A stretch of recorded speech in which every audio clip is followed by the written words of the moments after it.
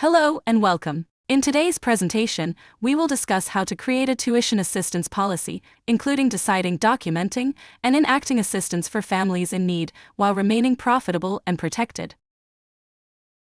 The information contained here has been prepared by Civitas Strategies and is not intended to constitute legal, tax, or financial advice. The Civitas Strategies team has used reasonable efforts in collecting, preparing, and providing this information, but does not guarantee its accuracy, completeness, adequacy, or currency. The publication and distribution of this information are not intended to create, and receipt does not constitute, an attorney-client or any other advisory relationship. Reproduction of this information and recording of this content, including the use of AI, are expressly prohibited. Only non-commercial uses of this work are permitted. In today's conversation, we will discuss different types of assistance you can offer, as well as how to create a policy you can follow. Additionally, even though offering tuition assistance is not required, doing so can be good for your business. Knowing that you are willing to offer financial help can attract more families to your program, and it can help the children in your care too, as studies have shown that having economically diverse children in a group setting can help the development of all the children in your program. When it comes to offering financial assistance to families, there are three common types: sliding scale fees, scholarships, and discounts based on certain criteria. Sliding scale fees adjusts tuition based on economic need, usually as defined by the family's gross income. Gross income is all the money that a family takes in before any expenses or taxes. You can and should ask for pay stubs to verify gross income. You can set your sliding scale to determine a family's tuition based on where their income falls concerning the state median income, SMI, or the federal poverty level for a family of the same size. You can opt to set one tuition level for families below a certain threshold, say 85% of SMI, or you can have various rates for different levels of income and other factors, such as having multiple children in the program. Scholarships are another way of offering financial assistance and can be determined based on a variety of criteria. You could use financial need as a determining factor, which can be useful for families experiencing either a temporary need or an ongoing financial hardship. Scholarships can be useful in situations where financial need is difficult to determine, such as a family that is dealing with medical bills or a temporary job loss, or when a situation needs more flexibility than a strict sliding scale can offer.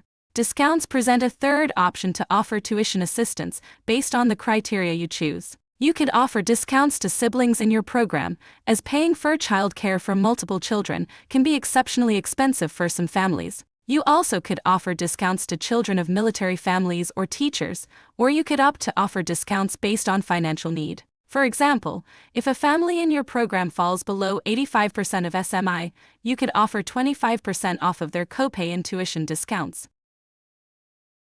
Choosing what type of financial assistance to offer is only the first step. Now you need to make it official. That means putting the policy in writing, communicating it to all the families in your program, and making it accessible for current and future families to read and review. We strongly suggest putting the policy on your website, in your parent handbook, and posting it in your facility, in a place where all families can see it. Not only does this help families in need, but it also publicly displays your commitment to helping the families in your community. Wherever you are sharing information about your tuition assistance policy, you should include as many details as possible. Not only does this help families understand what you are offering, but it also helps eliminate any confusion and potential misunderstandings with families. You should detail exactly what kind of tuition assistance you are offering, who is eligible for the program, how much funding is available, and if that funding is contingent on you receiving any other funding. You should also include information on how a family can apply, any deadlines, and if there is an appeal process once decisions are made. You will find sample policy wording for the various types of discounts you might want to offer in the tool that accompanies this presentation. If the policy is new, you should announce it to all families. Make sure to provide a complete description of your program. If you are offering a sliding scale fee based on gross income, let families know that tuition rates will be based on gross family income as compared to the state median income, SMI.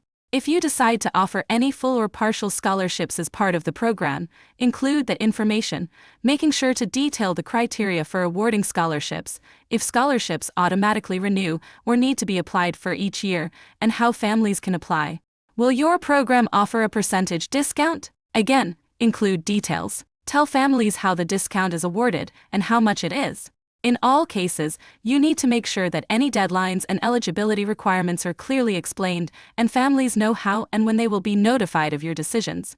Pro tip: many childcare providers already implement tuition assistance for families but do not have a formal policy in place. Having a policy will allow you to equitably enforce the policy and give clear guidelines to families so they know if they're eligible and what assistance they should expect to receive. Take a moment to think about the instances where you've offered tuition assistance to families. Now think of using that as a guide as you write your formal policy. Questions will come up. No matter what type of tuition assistance policy you decide to offer, it's inevitable that questions will arise. You should always make sure to explain the appeal process if you choose to offer one. And keep in mind that the easiest way to deal with questions is to answer them before they're asked. One way to do this is to make sure you have clearly stated who is and who is not eligible for any type of financial assistance, including scholarships. If you will be making decisions based on applications submitted by families, make sure your decision points are clear so all staff and families understand them. Similarly, if you are offering a sibling discount, clearly state how many children must be enrolled from one family before they are eligible and the length of the sibling discount, whether it is for the family's entire enrollment or a shorter period of time. Be sure to do the math for different situations to see the economic impact on your program. If you are offering assistance based on financial need, clearly define the state median income and share the income levels that are attached to your tuition assistance policy.